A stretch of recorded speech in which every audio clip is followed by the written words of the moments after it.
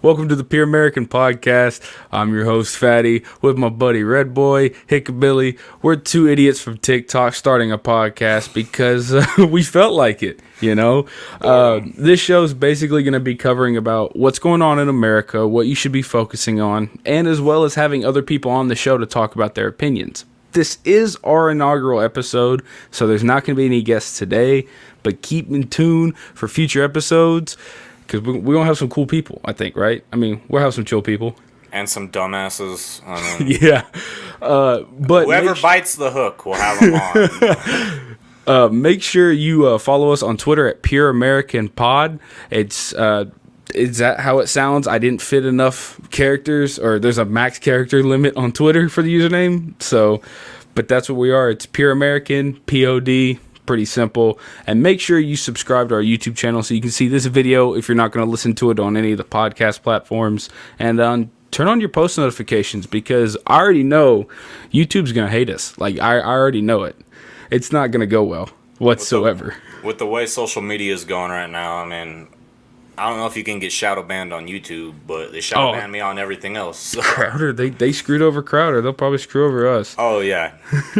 So, for today's inaugural episode, we're just going to talk about the executive orders that Biden signed, because we all know he signed barely any, right? He's not done anything in office. Hasn't signed anything whatsoever. By barely any, he means metric fuck ton? Yeah. Extremes amount, like record-setting. I don't even know the exact number anymore. It's a lot. It's got to be past 50. Like, legitimately, I think it's past 50. I mean, well, Trump did what? Trump signed 2. Yeah. Obama did 2, or 1 or 2. And it's just like 50.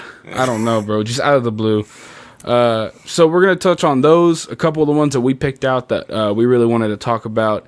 And then this little potential $15 minimum wage deal, because that's such a great idea.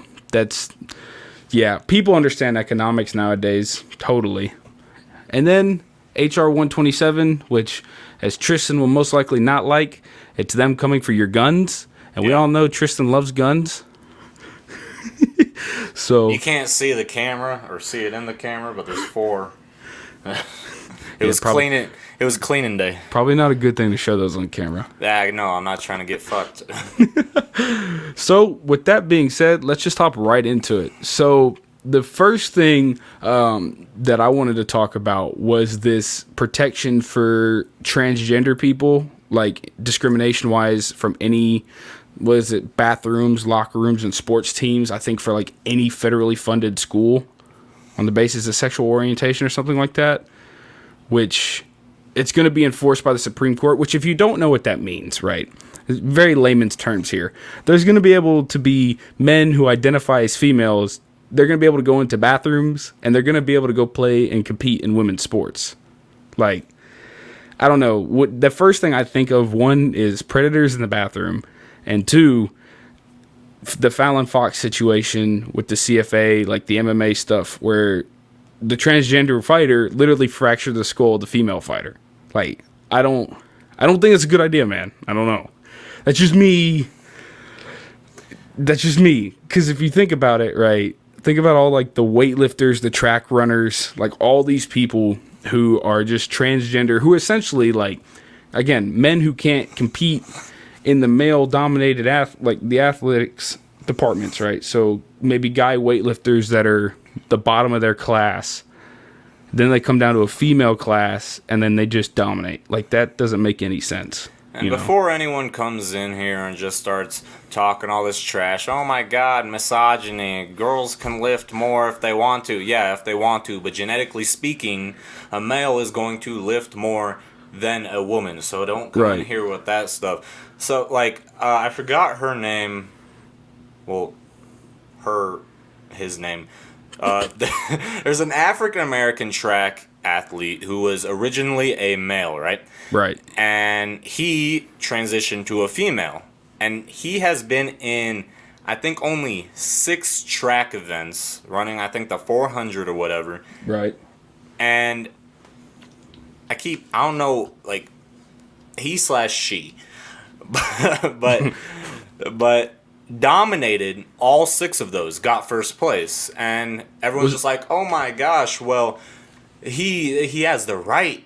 The bill got proposed. It's going to be enforced by the Supreme Court. I'm like, there's no fairness in Right. that. For one, including he was a male track athlete. He trained a lot more vigorously. And then when he became a female, and now he's competing in female events, like, they can't compare. Right.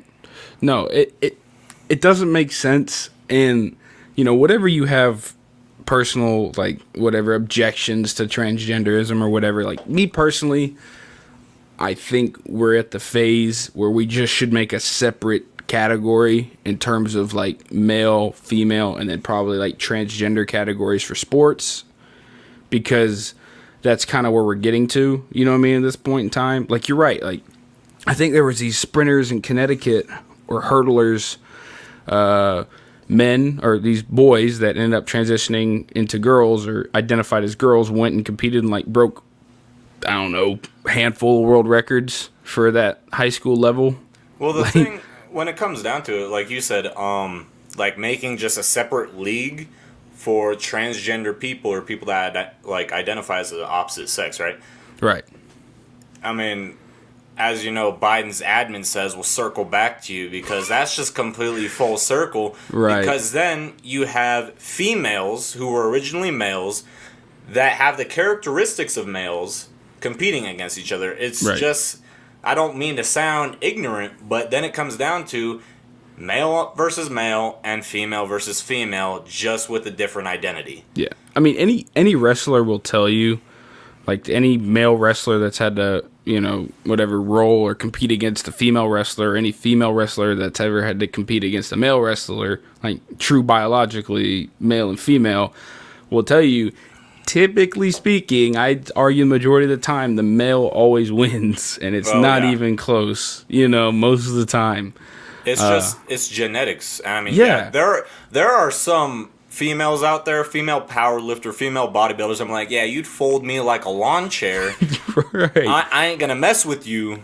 But scientifically speaking, when it comes to genetics, males are more muscular than females, especially when it comes to powerlifting, and that's why there's just different brackets for gender. Yeah, and it's like I said, you get to this Fallon Fox situation, right, where an MMA fighter literally fractured the skull of a female MMA fighter. I think it was like I said, CFA, whatever league, because the UFC would never, Dana White would never let that happen on his watch whatsoever. But like, you're going to see that more and more. And is it possible, obviously, for a true biological female to fracture another female skull, or a male to fracture another male skull? Sure. But the probability is dropped way lower if it's, biological female and biological female. Yeah, when it comes, like, we're having another thing like last time. I'm having a little bloop bloop. Right. But I can't remember what I was about to say. God damn it. Every time. But no, like, even it's not just sports, right? It's bathrooms as well, and locker rooms. And I'll tell you right now, like, I played football in high school and in college. You know how weird it would be, not just for I'd feel weird for a female to go change in an all-boys locker room, but it would also feel weird as, like, a boy to have a female in the locker room. You know what I mean? Like, that's weird. And you also got to think about, like, there's some creeps in high school, man. There's some weird people. And can you imagine, like, that 18-year-old guy who's a senior in high school, really weird, identifies as a girl, goes into the girls' bathroom or the girls' locker room with minors? That's the problem that I'm having, is because the bill he proposed isn't just like people who have had their full top and bottom surgery to complete, like, a complete transition. Right. It protects people who just identify as the other gender. And so you could have a pedophile or a sex offender male go, or vice versa, but normally it happens with males going into the female bathroom. Male go into the female bathroom, and someone wants to call the cops. All he has to say is, oh, well, I identify as a female. Yeah. Like I said, it's just weird to me. You know what I mean? You literally open this floodgates. Like, you're opening the floodgates to just crap, man. Like, straight just garbage. Because, like I said, high school's that weird time where you technically have minors and legal adults all in the same spot. You know what I mean? And Yeah. it just opens the floodgates. But keeping on the transgender topic, right? He also signed a bill to lift this ban on transgender people in the military. And you being an active member of the military, I wanted to get your 2 cents on like this, because I think a lot of people are like confused on when Trump signed this bill that stripped trans people of their rights or whatever. It's not truly what it sounds like. You know what I mean? Yeah. So in my unit, we have, I want to say we have 4 transgender soldiers, 2 of which are active and transitioning right now. And I don't know like the full take on it, but from my understanding, when that bill so like such and such took their rights away to join the military, it didn't take away their rights to join the military. They're allowed to come into the military. The military is just not going to pay for their transgender surgery for Right. their hormones or whatever. That's just the only thing, because they came in while they were transitioning, Right. and while they've been in, they have used their own money, their own funds, wherever it comes from, their parents, just their paycheck, to go and get the surgery done. Now, yes, that's a lot of money. Yes, that requires a lot of savings, but his ban of transgenders in the military was just a banning of the military's healthcare paying for their transition services. Yeah, because it's a system that can easily be abused. You know what I Oh mean? yeah, I mean transitioning costs.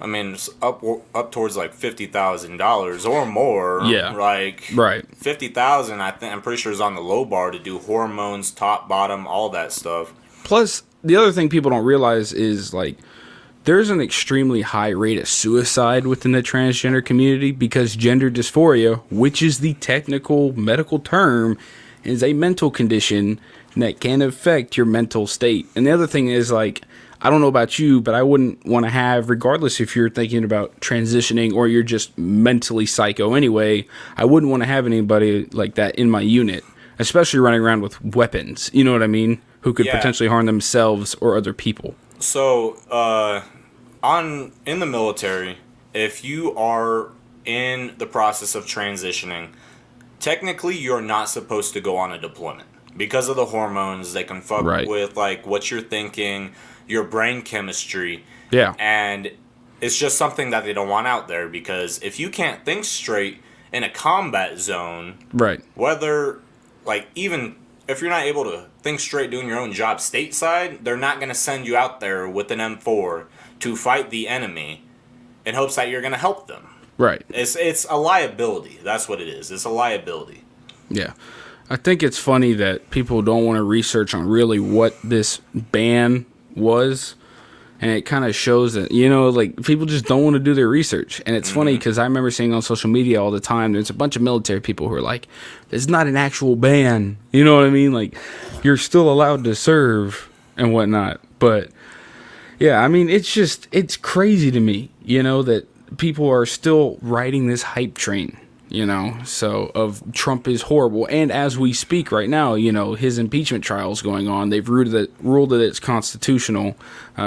More on that, you know, later if there's any developments, or it'll most likely be covered in the next episode because, like I said, this is literally going on as we speak. But the amount of executive orders that Biden has signed have mainly been focused on dismantling what Trump has done. You know what I mean? Definitely. Which is crazy because he's actually done, in my opinion, more good than harm. Trump did to the American economy and the nation than people would want you to believe, which is essentially just beating a dead horse, because I feel like you hear this all the time from right-wing creators. But it amazes me that people just don't know, especially when you have someone like yourself who's in the military saying you can still serve, but there are exceptions. You know what I mean? The reason why that ban like started is because a lot transgender people heard the military gave free healthcare. Technically, transitioning right is a part of healthcare. I guess you could argue that. Right. But they're like, okay, I'm going to get in, go through basic AIT, get my job. In the first month, I'm going to start doing transitioning. Once I'm done, I'm going to get out. I'm going to get med boarded, claim PTSD, depression, whatever. Right, the whole 9 yards. Whole 9 yards. And that's why they're just like, okay, well, we're not going to, you guys can still come in, but we're not going to pay for your surgery. And that's where the term weeding out comes in, because if you want to actually serve in the military and pay for your own transitioning, then you'll do it. You're not going to rely on the military to just be like, okay, yeah, transition Yeah. me and I'm going to get out. Right, because the military is like a good job opportunity for those people that can't usually afford things like that. Like, yeah, they have. We have a steady paycheck. Yeah, it's steady paycheck. There's insurance. All this great stuff. It's crazy to me. Speaking of other things that Biden has messed up, we can now talk about the economy, which we are just going down the track of being bankrupt. I mean, pretty soon we're going to be like Germany. I think pretty soon we're going to be like Germany, where they had to back in like the 1900s, take wheelbarrows full of money to go buy a loaf of bread. Mm-hmm. Coins and shit. Yeah, like, golly, the inflation. But one of the most damaging things, he's done is he's taking away jobs. And one of the things that he's taken jobs away from is the Keystone Pipeline. So anybody who works on the pipeline, which I think it's funny, first of all, before we even talk about this, the Keystone Pipeline is already a thing. I think there's like 4 or 5 phases of it, that have been built over time since like Obama's presidency. And it's coming all the way from Canada, too. Yeah, like this Keystone XL pipeline would have been the final phase or something, or maybe like that, where it was going to connect from Canada, I think, somewhere down in the Midwest, I want to say. I don't remember exactly. And it was supposed to move somewhere maybe in the ballpark of 700,000 or 700,000 plus barrels of oil a day, which is a crap ton of oil, by the way.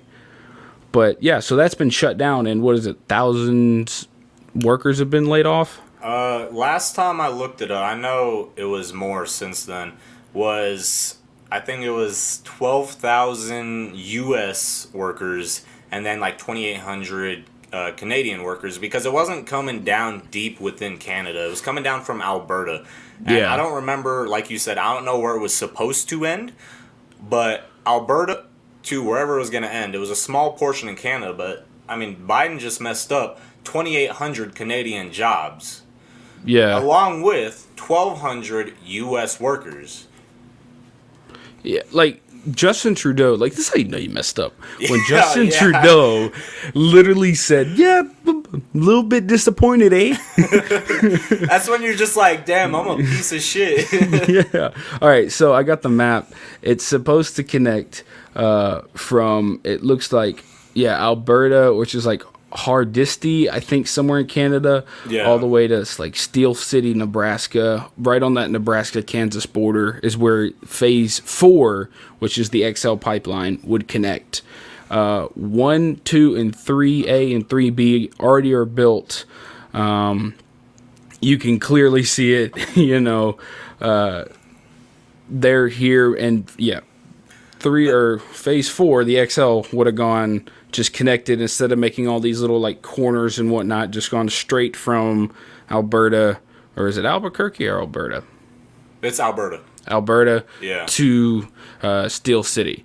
So straight line shot, stopping at a couple other things, connecting to that main vein from Alberta all the way down to Texas, Houston, and Port Arthur. So, Yeah. But I think what's funny to me is all these people are like, they would have lost their jobs anyway. It's like, okay, yeah, you know what I mean? Like, congrats, but that's what pipeliners do. You work on a project for however long, then you move on to another one, or if you work for a company, they'll find another project for you to go do. But you have you're expected, okay, I have this job for another year. I have time to find another project if I'm independent, or, it gives the employer time to find another project while they're still working on one, I know you agree with this, what I'm about to say, just as many other right-wing creators or people who are conservative Republican also agree with, is just the irony of how people are like, oh, well, they can just go find another job. But we say that same exact thing about the minimum wage, because the minimum wage is entry level. It's not meant to sustain a wife and 2 kids at all. Right. But all these people that are saying exactly that they are supposed to, or they're able to go find another job because now they're out of work, are the same ones complaining that they don't have a livable wage. They're also the same ones that'd be funny to be like, you can't, get rid of Planned Parenthood. They won't, you'll put so many people out of work. Can't they go find other jobs? By your own logic, right? Walmart's hiring. Right. By your own logic, they can just go find another job. It's literally that easy. If that's the logic you're using, it's a stupid logic, though. You know what I mean? It's a dumb logic. A job's a job when it comes to it, Right. especially when you're a pipeline worker working on something such as big as that. I mean, if they're working from the beginning up until now, they already made a bunch of money. Yeah. They were going to make a lot more too, especially when it was finished. But it's just like, you're mad about the Keystone Pipeline. Right. But you're not worried about all the other pipelines that are all over the country. But Right. also, you're worried about, it's going to be transporting all this oil and everything. It's just to be like, well, you do know how they're going to have to get that oil around to other places, right? By using oil. Yeah. Trains, boats, trucks. Really, the majority will be trucks and boats, I imagine. Unless they outsource overseas. Yeah, then it's going to be boats, which is going to use a lot more. The funny thing, too, speaking of, like, oil, is the amount of, like, environmentalists coming out and saying, it's better for the environment, man. Like, all these guys that got out of work can go find sustainable jobs in the, like, reusable energy place and finding reusable energy resources. It's like, do you not understand that we as Americans, we as a society, honestly, throughout the globe, humankind are so, like, crude oil is literally the backbone of modern civilization as we know it. It's not going anywhere anytime soon. And that's why AOC's new Green Deal is just unachievable. And it's hilarious to me because you sit there and you're like, well, you know, we'll just work overtime and we'll find it. We already have electric cars, you know. Sure, Tesla's coming out with things. Ford decided to absolutely assassinate their Mustang for some reason and make it electric. But what people don't realize is these cars still need tires. You need oil to make tires, to make rubber. You need oil for, like, half the anything stuff rubber. Half the stuff you use in your daily life, you know, plastic bottles, oil, the plastic wrapping over the paper straws, bit ironic in my opinion. Oil, like, you know what I mean? We still need it, but now instead of being able to efficiently move it through essentially it's not even essentially, it is the safest way to move oil, right? Because the risk of spill is super low, you know what I mean? Now we got to transport it over the ocean because that's never, failed before. No oil tankers ever sank, ever, totally. You know what I mean? Gulf of Mexico. Yeah, no truckers ever fell asleep and crashed before. But so now instead of safely transporting oil through a pipeline, you have to sit there and we have to drive it. We have to trust a bunch of truckers and the ocean to not be the ocean. To not be dangerous. Safely get oil from point A to point B in at least efficient, worse for the environment way. Because now there's no emission. Think about it. There's no really emissions coming from the pipeline. If there is, it's bare minimum. You know what I mean? Now we have to trust a bunch of trucks which pump out a bunch of emissions that hurt the ozone. You have to trust, or you're not trusting. Now ships are going to be dumping stuff into the ocean as, fumes, if they have gas leaks or oil leaks. Trains are going to be doing the same thing. Like, you're killing the environment more, and it's ironic to think that environmentalists think they're saving the environment with this move. Yeah, it's just I just love seeing it on social media that a lot of people, a lot of these creators, left-wing creators, like, I wouldn't say all left-wing creators, but, the authoritarian left-wing, the far left. Right. But they're just like, oh, okay, well, this is, shutting down the Keystone Pipeline is amazing. We're going to save so much. You don't need oil for everything. And then they post a video in their car of their fucking 1997 Toyota Corolla. Like, what do you think that runs on fairy dust? Right.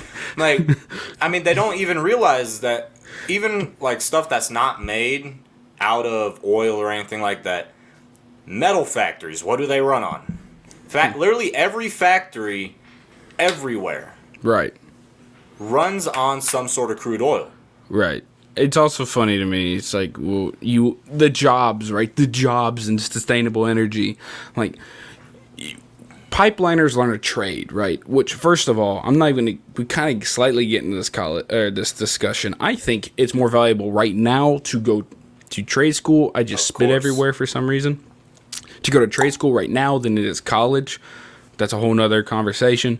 But these pipeliners have a trade, which is building pipelines. You know what I mean? Or welding or fixing, whatever. They've learned to work on pipelines. They've learned welding specifically in a certain way, right? You can't expect these guys to be able to go from that to immediately being able to go installing solar panels on the roof of a house. Oh, by the way, you have to change out solar panels after a certain amount of time. In case you didn't know that. They get burnt out. Yeah, you can't just leave them up there. All right, it's like a tire. You got to change it every once in a while, and the amount of natural resources needed to make a solar panel is horrible. Right? It's like the battery for electric cars. You damage the environment looking for the materials to make this stuff. The solar, not the solar. I just said that. Man, I'm saying some stupid stuff today. The wind turbines. Thank you. They take. You know what they use to make those turbines? Oil. Wow. Gee. Crazy. No, but the wind turbines take up acres, like thousands of acres of space that you could be using to grow food, solving other issues. But no, you got to use it now to take up more space. They kill. I'm gonna look it up now. Hundreds of thousands of birds every year. Right. So I'm googling it right now. How many birds die to wind turbines? It's hilarious because let's see here. The U.S. Fish and Wildlife Service, this was in October 1st, 2020, estimates that between 140,000 and 500,000 bird deaths occurred from wind farms each year.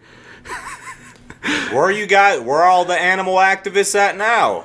Not talking about that. No, it's crazy to me. So yeah, now you got those wind turbines destroying ecosystems and bird life, and then you go to what else we got? Hydro plants. You mean the things that destroy aquatic ecosystems, right? Those absolutely destroy rivers, fish, beavers, whatever needs water to survive and is a basic component of their ecosystem. That just gets destroyed. You know what I mean? Nuclear, which is the closest thing we can get to clean and reusable, is not stable because you literally have a nuclear reactor in the ground. I actually ran into this argument, right? I was arguing with this one girl, and because we were arguing about how much fluid, oil, or whatever it might be gets spilled into the ocean from tankers, because we were on this conversation that we're having right now, and she was just like, okay, well, what about the naval ships? They're running on nuclear power. Right. I'm like... Yeah. Yeah. And that doesn't affect the ocean like oil spilling into it does. Oil actually affects a whole ecosystem. Meanwhile, nuclear-powered boats... Right. If anything, for one, it's nuclear-powered. Right. Barely anything is going to come out of that motor or that engine or whatever you want to call it, that plant. And if it does, nuclear power does not sit into water like you think it does. It sits on the top. So, yeah, maybe if a whale comes up for air and runs right through it, that might be a problem. But it's not going to affect the whole ecosystem like a spilled barrel will. You have a super-powered Moby Dick swimming around the ocean with nuclear powers. I think that's what happened to Moby Dick. No, but the motherfucker got hold of some creatine. This isn't... Yeah, there's still obviously the risk with nuclear power, especially on land. Chernobyl. Whoops. Oh, well. Those people are... Yeah, whatever. That happened. Basically, what we're trying to say is this environmentalist argument for stopping the pipeline is trash. It's horrible. You know what I mean? It's not a good argument, and you're killing the environment more by not putting the freaking metal tube that just runs straight. Sure, yeah, the biggest problem, obviously, in my opinion, would be it's going through native lands. Yeah. I really don't think they minded that much. They'd probably get paid for it, honestly. Yeah, I could be wrong, They would. I think they'd have to get paid in order to put a pipeline going through their lands. Yeah. Because those aren't ours. No. And it's a pipeline. You know what I mean? People will leave. And you could also employ some of them to maintain the pipeline as well. Well, everyone was freaking out. They're just like, okay, well, it's oil. It's going to corrode the pipeline. I'm like, for one, the pipeline, from what I read, was having sensors everywhere for if there was a leak. And then they would send people out there right away to get it fixed. Yeah. Like I said, I'm pretty sure, let me look, see the study. Pipelines are the safest way to transfer oil. Like, let's see here. Here we go. You literally have no interference from a pipeline going under the ground. The Fraser Institute, right? Pipelines are the safest way to transport oil and gas. It's the safe. Like, the only reason you're gonna really have a problem with like the pipeline going underground transferring gas or oil is if like tectonic plates decide to grind on each other and then you have an earthquake and the whole pipeline goes to hell. But the probability of that happening and destroying a whole entire pipeline that is not, or that does not have valves or anything, because the pipeline was supposed to have valves. That way you could easily shut it off on certain sections. That's why there was 5 sections. It's very unlikely. Yeah. So everyone blew it out of proportion. That's what it was. It says, it's talking about, like, yeah, there are accidents, but the 2 safest ways are by rail and pipeline, but it's pipeline is still way safer than rail. You know what I mean? And you need diesel to run the trains. You know what diesel needs? You know what those trains need to run? Popcorn. Oil. Yeah, popcorn. Yeah. Sorry, biodiesel now. We run on freaking corn. I don't see any. I don't put that in mine. I certainly don't think you put that in yours. Golly. But yeah, so that's transitioning into now this whole climate control thing or whatever, fixing the climate, as Biden would put it, because we are destroying our planet.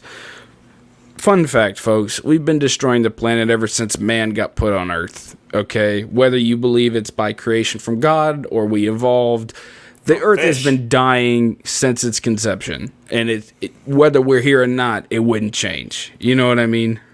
And honestly, to all the people that think, it's just like, well, if the United States changes, okay, what about Russia? What about Germany? What about India and China, the 2 most overpopulated places on the planet? And the most polluted places on the planet. Yeah, that have literally, like, there's places in China, and I think, I don't know about Japan, I know in China for sure, they have been wearing masks way before the coronavirus out in public, because the air quality is literally, the air quality is that bad that they wear masks to go outside.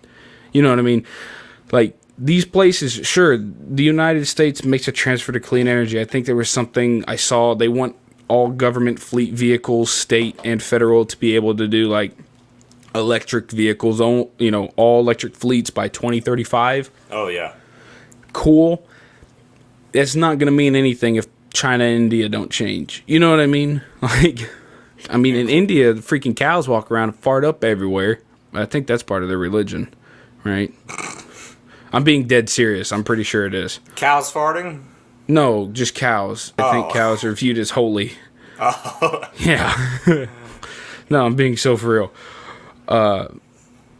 But, I mean, so, like, one of the things Biden did was he paused new oil and gas leases on public land, So, basically, you can't develop an oil field or an oil rig on public land these days. You can't, try and find oil on American soil.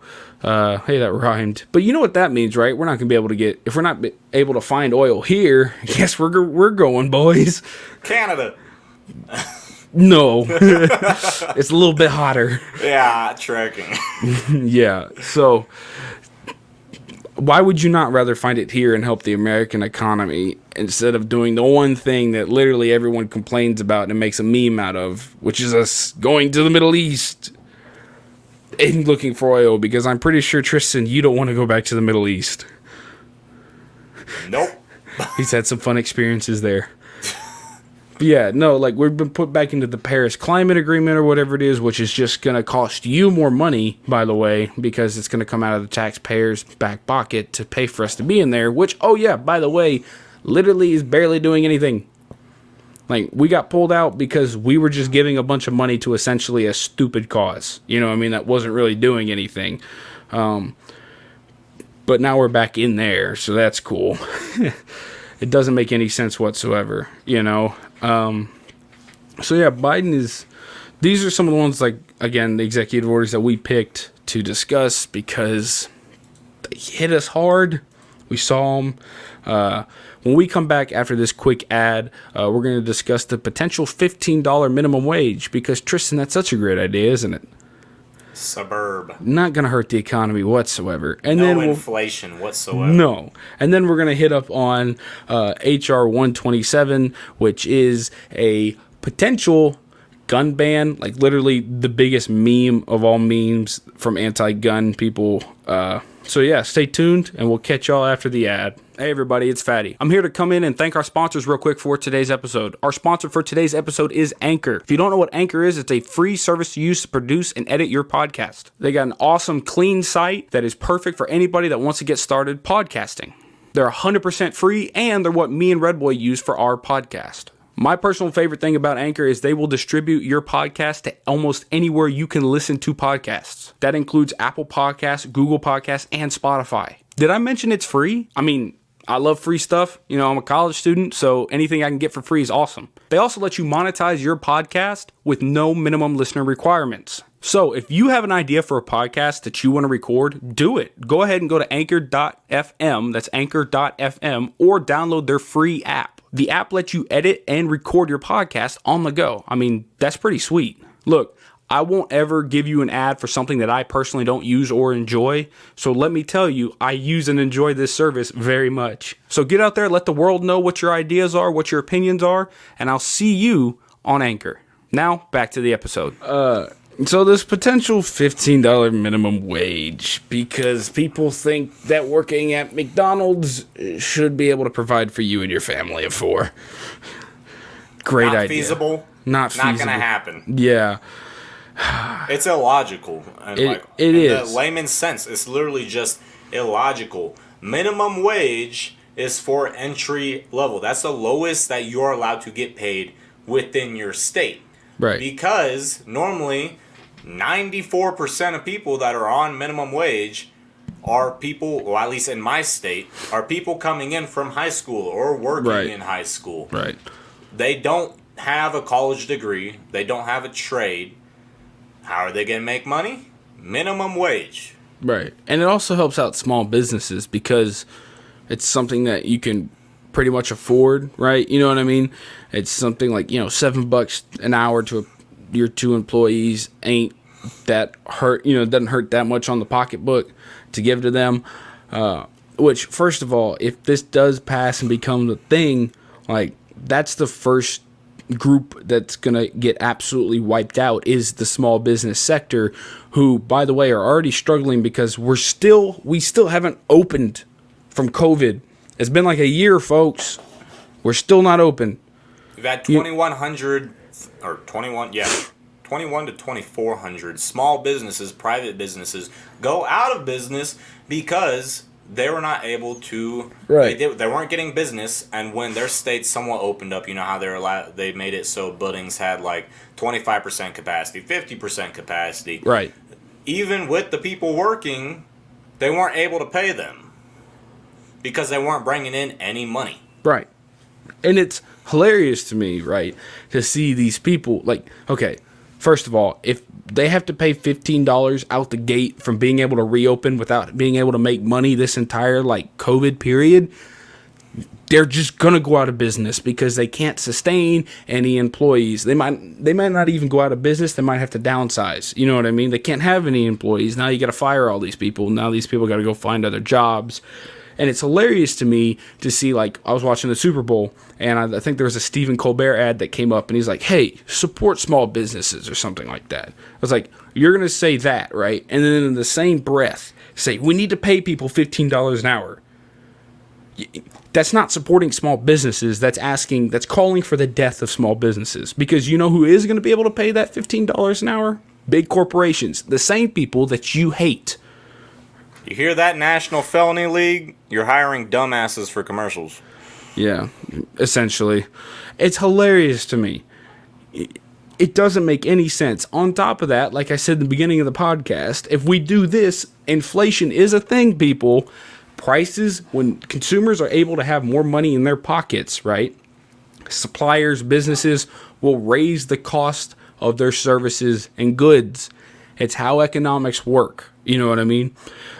People are like, it'll help the cost of living. It'll literally... We will be back to square one when it comes to the cost of living because you will get more money. The landlord's going to be like, yo, he's getting more money. Let me raise the price of rent.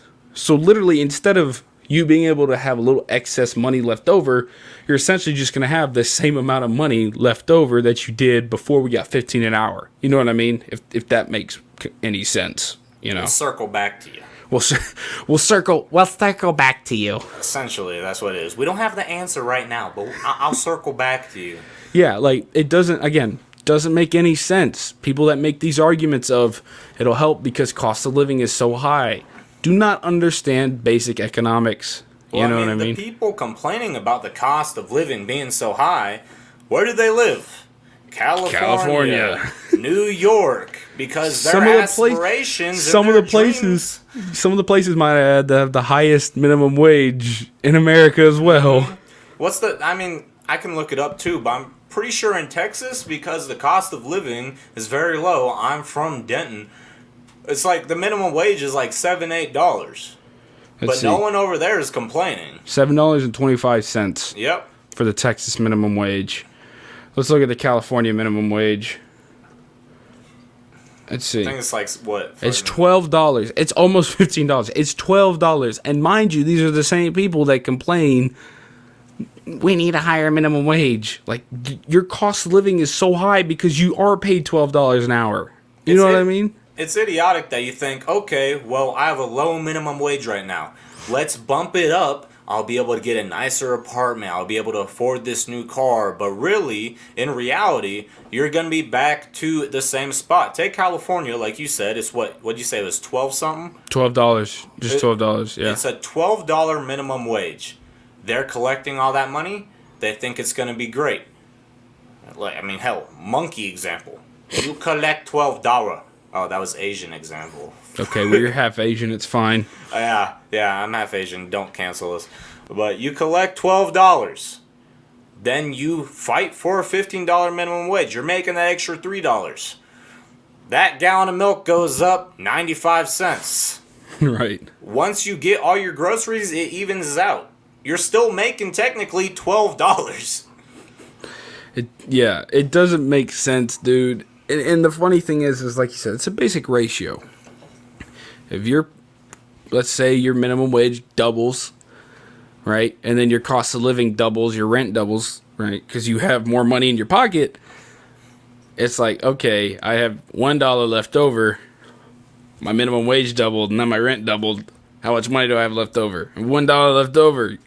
You didn't go anywhere. And you just raised the prices of oranges for no reason. Other than you wanted to be paid more.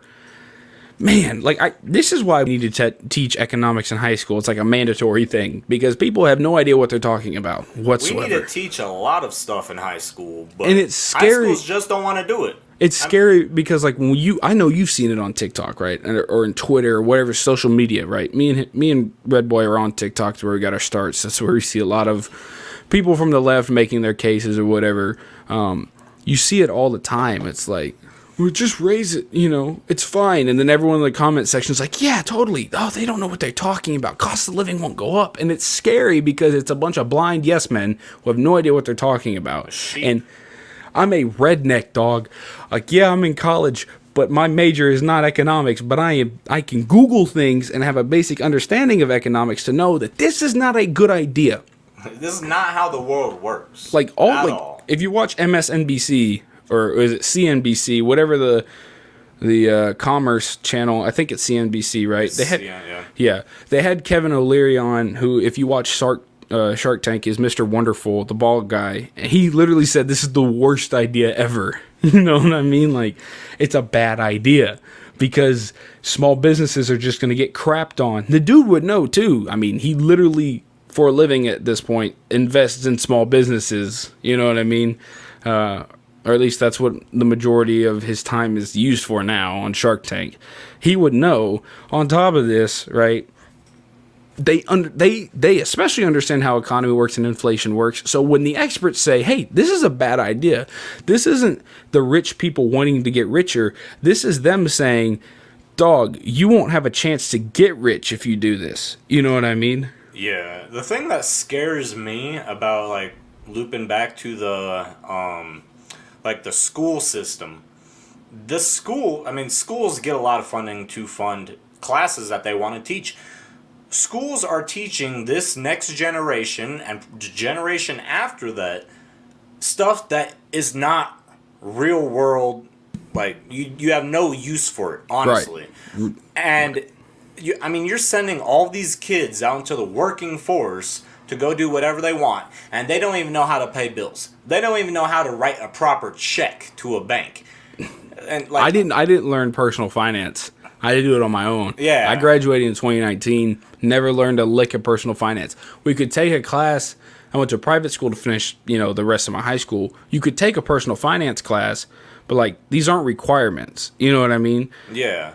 But it's better to teach a whole generation something that they know or something that'll help them in life, rather than them trying to figure it out later on. This new generation, like, no offense to the new generation that's watching this, but I guarantee you your parents aren't taking the time out of their day to teach you economics. Right, because they're working. yeah, because they're working, because they're an older generation.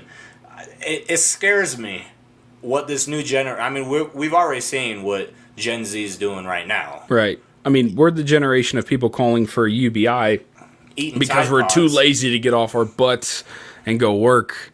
You know what I mean? We want $15 an hour so we can go work a job thinking we'd make more money when you're not. You're just making the same amount of money. Yeah. Still a 2-bedroom apartment. Yeah. Your baby's going to be sleeping in the kitchen. Like, exactly. It's crazy to me, man. Speaking of sheep and yes men, right? Transitioning kind of into our final segment here. The segment I'm not going to like. HR 127. The gun meme. I want you to picture in your mind, Tristan, the most, like, stereotypical anti-gun, you know what I mean? People, rhetoric. You don't need an AR-15. Like, we need to ban it because it looks... Your AK-47. Shut the... We need to ban it because it looks scary and tactical. It's black. Get rid of it. You know what I mean? My hat is sideways. I don't like this. It looks stupid. You know what I mean? But, like, those people, This is what this is. All right. So for this final half of this podcast, we're going to, I have it open right here. We're going to break down HR 127. Right? There we go. It was written by Miss Jackson Lee. Well, it wasn't written. It was kind of introduced by her. If you don't know who she is, she was the one that's like, I've held an AR-15. She's an older black lady, I believe. Yeah, she is. I won't say I believe. She is an older black lady. She's the one that goes, I've held an AR-15 in my hands. It's as heavy as 10 boxes. It's like, you have never picked up 10 boxes. I haven't seen that video in so long. But that's the lady, bro. I know what you're talking about. So, this is what it's for. It says it's to provide for the licensing of firearm and ammunition possession and the registration of firearms and to prohibit the possession of certain ammunition. Literally, they're just saying, yeah, we're not going to let you buy certain things. So I don't think you've read this, Tristan. I have read it. No. It's stupid. This act may be cited as the Sabika Sheikh Firearm Licensing and Registration Act. I don't even know who that is. Why do they gotta make the title multicultural? Like, inclusion. Because they have no idea what they're talking about, so they might as well win on the diversity card, right? Okay. Oh, and circling back to the sheep portion, they'll understand that. They'll be like, yeah, that sounds about right. Okay, so essentially, one of the things that you're going to have to do, right, is you're going to have to get certain licenses and training to get a firearm. And I believe there's a 24-hour wait period on buying it. Anyway, so here we go. you have to register if you already own firearms. You have to register which ones you have, and the list is going to be given to the government. You know who else has access to this list? The public. Great idea. I would love for the robbers to know who break into my house exactly where my guns are and what they are. Oh, he's got a 50 BMG? Say less. Yeah. Like, this can't possibly go wrong. Also, I don't know if you know who Brandon Herrera is. For those of y'all that don't know, he runs a channel. He's big. He is the AK guy, manufactures AK. He made a video on this. Great quote. I like it. He said, typically, if you have to give the list, a list of something that you own to the government, it usually means they're going to come and take it later down the line or sometime in the future. So I'm a big believer in that, right? I thoroughly believe that's true, right? Like, why would you need a list, of where everything, like, why do you care so much unless you have a plan to come and take it? You know what I mean? If you buy it, you have to register it and whatnot. So here we go, Tristan, you're going to love this one. Requirements, right? We're in requirements. General license, except as otherwise provided in this subsection, the Attorney General shall issue an individual license to possess a firearm and ammunition, right? Because you have to have a license to own ammunition now. If the individual has attained 21 years of age. You have to be 21 now to buy a gun if this passes. Need I remind you, and Tristan can attest to this because he went through it, you can go die for your country at 18. Actually, you can sign the contract at 17. You can go die. You can go to basic at 17 too. You can go die for your country at age 18 and use actual military grade weaponry, but you cannot own a civilian firearm. At 17, you can go to basic, and they can hand you a grenade to throw. A 68. You can learn mortars. But you can't own a 22. You could learn to drive a tank. If you want to be a tanker at, like, what's the minimum? There's got to be a minimum age. Is there at 18? What, for being a tanker? Yeah. There's a minimum height, though. There's no minimum age, but there's a minimum height. You mean maximum height? No, minimum. Oh, you can't. So there is a minimum for the driver. Those hellholes That's true. suck. That's true. You ain't gonna shove like a 6'7" person in there. Yeah, Their so it's a maximum. Out. Oh, sorry, I'm not smart. Yeah, we know. Tracking. No, so you can go learn all this stuff at 18 and use weapons of mass destruction. Actual military grade stuff. But you can't come home and buy a 22 to shoot the rats and pests around your house. Because that makes sense. Okay. Oh. So yeah, that's if this passes, you'd have to be 21, right? You can buy, typically in most states, it's you buy a long rifle or a shotgun at age 18, you buy a pistol at 21. You can also have it gifted to you. A handgun can be gifted. Yeah. In certain states. In the state of Virginia, I do know that at 18 years old, you can open carry a pistol. Same here in Colorado. Yeah. You can't conceal it, though. Conceal is 21 in most states. After applying for the license, it says that you undergo a criminal background check. We already do this. Like these people have never gone and bought a gun before. Like, we do this. This is something that you do when you go into a gun store for the first time. I've been through background checks 16 times, okay? Yeah. And just now, within the last couple months, they extended it. So, like, I've bought 2 rifles and 1 handgun within the last 6 months, 8 months. And they did extend it. So now I wasn't able to go pick up my handgun until 5 days later.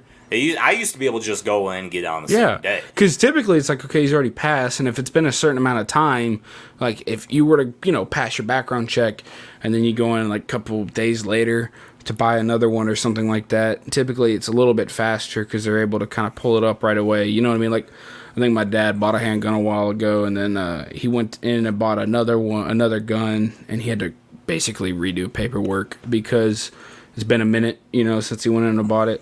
Well, I don't think that it's even that their background check is taking that long, because out of all the weapons that I have bought in my years, it doesn't take that long for a background check. I mean, their system Right. is fast. I'm pretty sure they're just holding it. I might be wrong, but for me, I feel like they're holding it to see if you do something stupid or something Right. within the next couple days. So you already have to do a background check. Once again, something that we already do. We don't just hand out guns to the people who can afford them. You do that in the black market, though, which, by the way, that won't stop if you were to ban guns. Fun fact, drugs are illegal in the United States. You know what type of problem we have in America? A drug problem.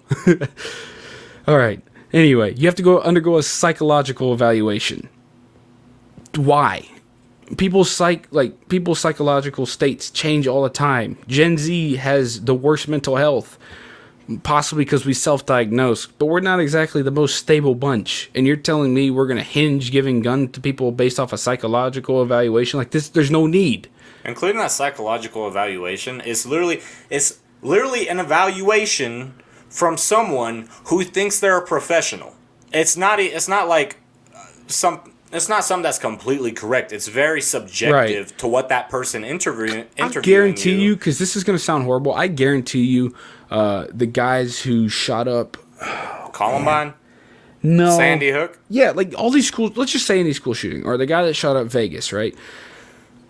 They weren't insane their entire lives. You know what I mean? Happened. Some probably were, but yeah, in a moment they snapped.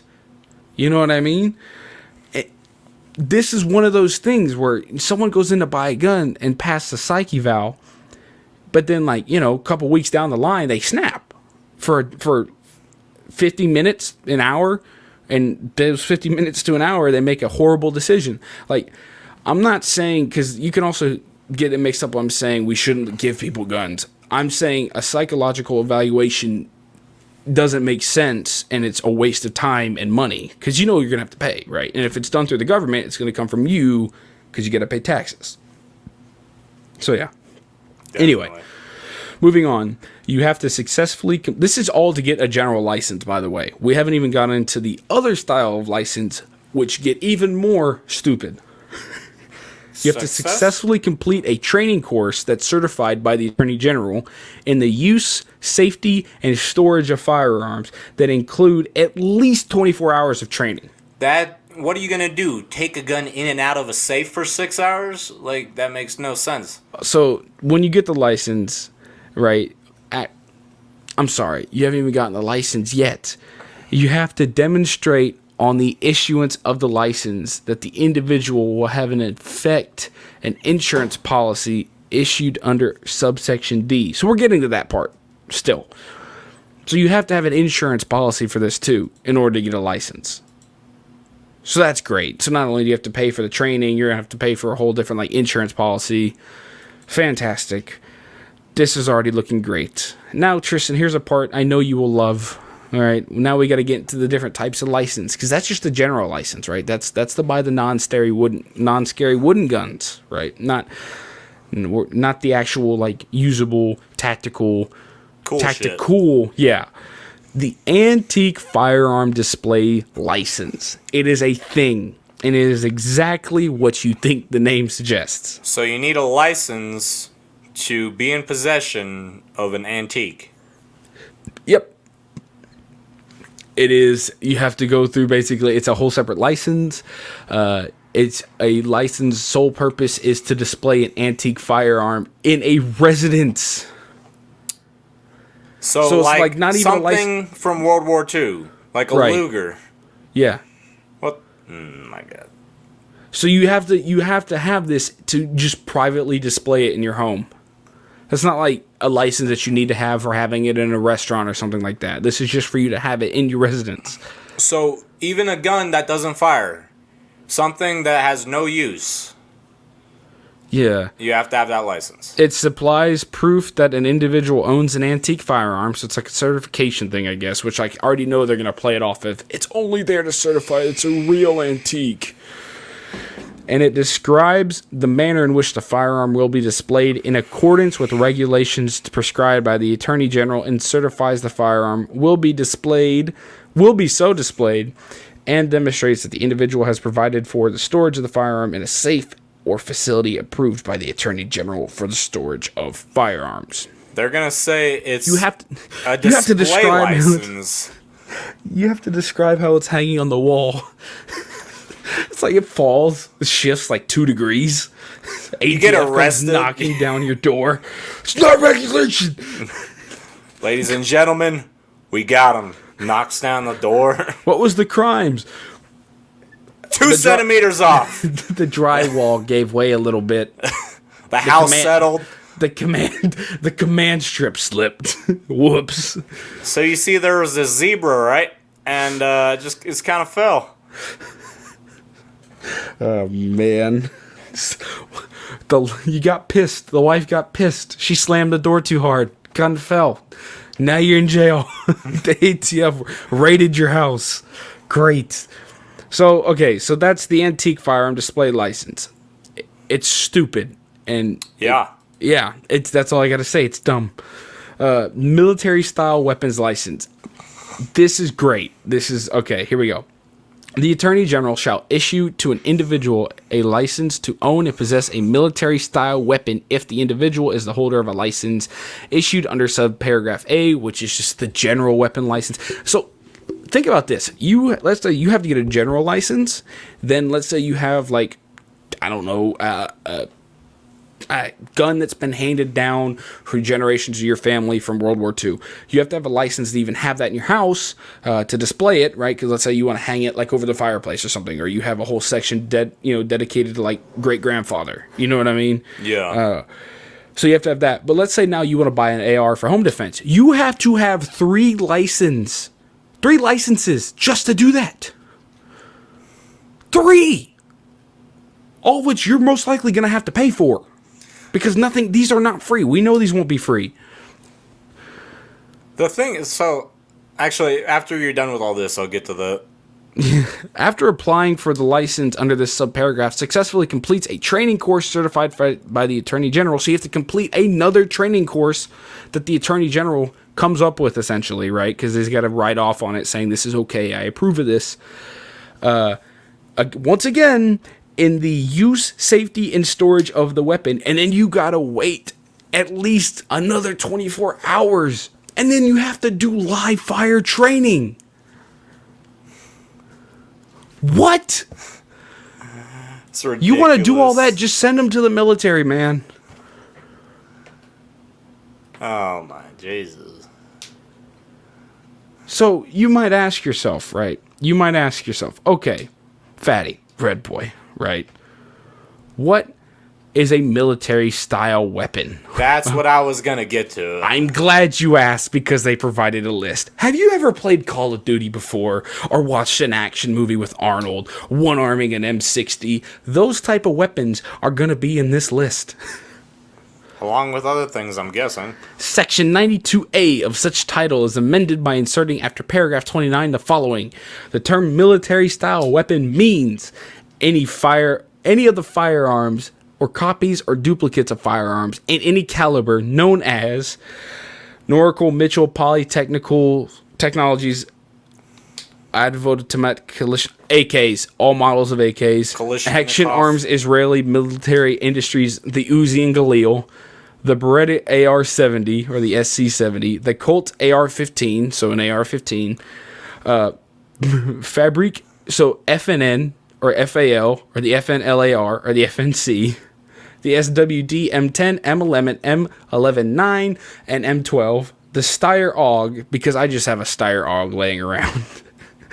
I know you do, Tristan. Totally have just an AUG like that'd be sick. M72 Laws rocket in my living room. And enter it a Tech 9, a Tech DC9, and a Tech 22. If you don't know what a Tech 9 is, it's like it's not the rapper. Okay. It's what they use in like those stereotypical 90 movies, the fully automatic pistol for drive-bys, right? Revolving cylinder shotguns such as or similar to the Street Sweeper and the Striker 12. This right here literally tells me that these people got this list from video games and movies. Dude, they literally got this list from Call of Duty Zombies. Like the Street Sweeper and the Striker 12, right? They're just semi-automatic shotguns. A semi-automatic rifle that has the ability to accept a detachable magazine and has at least 2 of get ready for this one, because this is all defined in a military style weapon. So like a Ruger Mini, that is a wooden rifle, looks old, but it can accept detachable magazines. All right, so here you go. The Mini 14? Yeah, a folding or telescoping stock. Because I got one of those. Because those change so much about how the weapon fires. It's literally there to adjust to, if you're a short little dude or a tall guy, to adjust to your comfort level. That's what it's there for. It's not that. No, you drop it all the way back, Tristan. We're completely wrong, Tristan. I don't know why you think this. If you put it all the way forward, it obviously goes into assault mode. You can obviously shoot a plane down with it. I don't know what you mean. stands for assault rifle, boys. It sounds even better in your laggy voice. He said, is this still that laggy? Yeah, but it sounds funny. Anyway, oh yeah, a pistol grip that protrudes conspicuously beneath the action of the weapon. So pistol grip, how to hold. Once again, it's there for comfort. It's not. A pistol grip does not mean it's gonna fire faster. A bayonet mount, because all my rifles are equipped with bayonets. I'm ready to storm the beaches of Normandy again. 1776 all over again. We don't fire rounds at each other, we run. A flash suppressor or threaded barrel designed to accommodate a flash suppressor. Oh my god. I bet you they don't know what a flash suppressor is. They don't even know what a muzzle brake is. Because I bet you they thought it meant like silencer or suppressor. They probably did.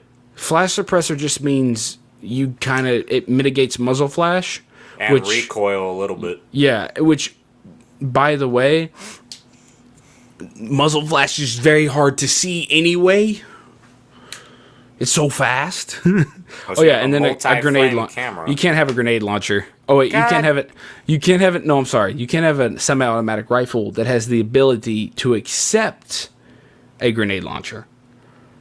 Every AR-15 ever with a Picatinny rail. Yeah, you can't put foregrips or underbarrel grips on your ARs anymore, folks. P320 on that. Oh yeah, okay. So we're still going on this list. Dude, this bitch is long. Yeah, these are all still military grade weapons. A semi-automatic pistol that has the ability to accept detachable magazine and has at least two of an ammunition magazine that attaches to the pistol outside the pistol grip. A fast mag. So, all my competitive shooters out there, oh well. Wait. That has the ability to accept a detachable magazine. How the hell are you... No one's going to run around with revolvers for the rest of their lives. You know, technically, there's some revolvers where you can take out the entire chamber and put in a new one. That's technically a detachable magazine. You can take out the whole wheel. Yeah. So, no semi-automatic pistols. A threaded barrel capable of accepting a barrel extender flash suppressor forward hand grip. All my handguns have a forward hand grip on them. And a bump stock. Or silencer. A shroud that is attached to or partially or completely encircles the barrel and that permits the shooter to hold the firearm with a non-trigger hand without being burned. Guys, if you hold your pistols, you have to burn your hand off. Okay, I'm sorry. Oh my lord! Like, if you want to own this pistol, you gotta inflict physical harm, brother. Take it like a man.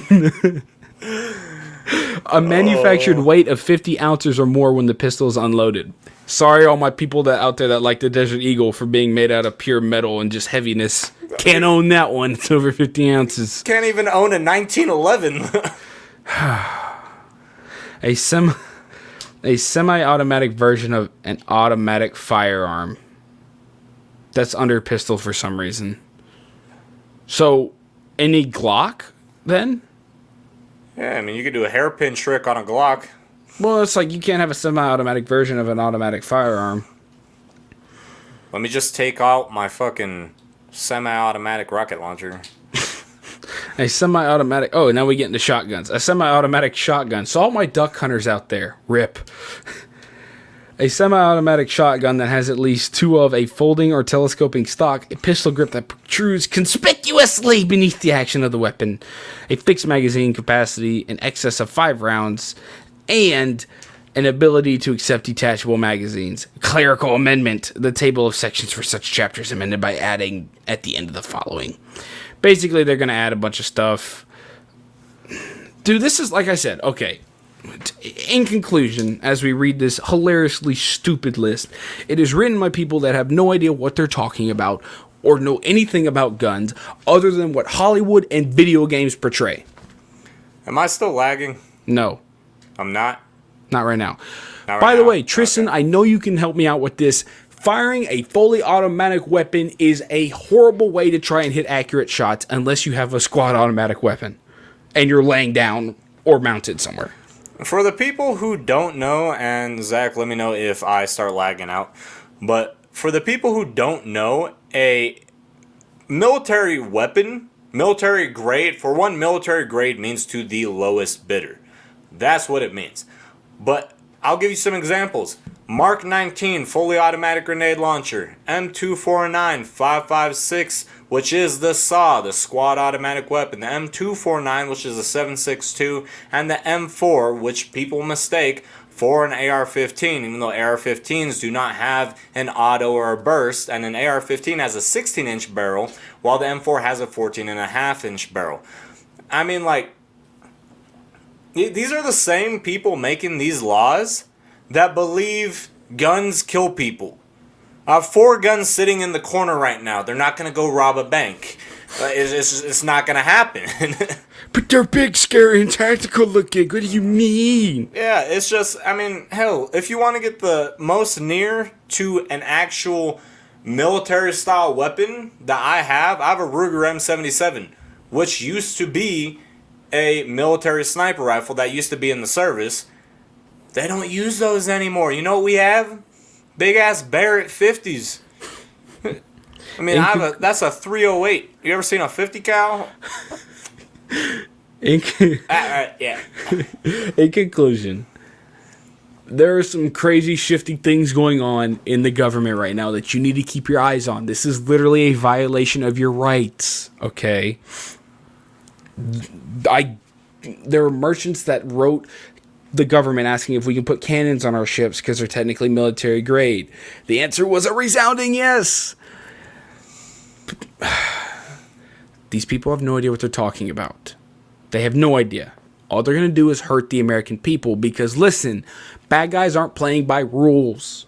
People that break into your house aren't exactly thinking, what's the legal way I can do this? You know what I mean? They're there to inflict harm. And on top of that, it's not even really there for home defense. It's there for we are the largest, technically speaking, the largest armed population in the world. It's one of the reasons why nobody invades the actual U.S. as a country outside of aquatic borders. We own 67% of the world's civilian-owned weapons. Yeah. Of the whole entire world. This, what is that? Like, China's not stupid enough to be like, yeah, let's go. That sounds like a superb that's the idea. thing. These people are idiots. I'm telling it how it is. They don't care about you. They don't care about your rights. They just want to stay in power. And they're scared of you, honestly. That's the truth. The reason why this law is being written, especially for weapons, they're scared of the American people because, I mean, the American people have so much firepower. I mean, honestly, if you think about it, if they wanted to deploy the military, for one, most likely the military would tell the government to eat a dick. Yeah. Because they're mostly all based. Yeah. They're all based. They're all long based. story short. But it's also, that order would be unconstitutional. Yeah. Let alone the amount of dead soldiers, Marines, I'm not going to say sailors or Air Force, fuck them, but... Still thank you for your service. Still thank you for your service, but from another active duty... I'm not going to say it. But the people who would be sent in would be Marines and Army on the ground forces. The amount of dead DOD employees, I'm going to say employees because that's what we are, would be astounding if they went into a civil war with the American people. Like, who cares if you have a tank? You know how to make a redneck pipe bomb? It's fairly easy. Yeah. Look, in conclusion, they're coming for your rights. This is going to be an interesting 4 years, okay? We haven't seen a big Democratic hold like this in a long time. They're going to start chipping away at rights. You might complain Trump was the one that took away human rights. Republicans don't care about human rights. It's literally the Democrats, and you can see it on full display here. And the executive orders that they're being signed and the bills that are trying to be passed. You need to keep your eyes and your ears open. All right. Stay woke. Stay woke. Hey, I hope you enjoyed this episode. Let us know in the comments if you're watching us on YouTube. If there's anything we missed, anything you want to see us talk about possibly in a future episode, we'll hit that. Make sure, like I said, you follow us on Twitter, right? Remember what I said. It's Pure American Pod, right? That is the @. Look, outside of that, it's been a pleasure. If you're watching us on YouTube, man, make sure to hit that subscribe and notification, or I'm going to send Tristan to your house.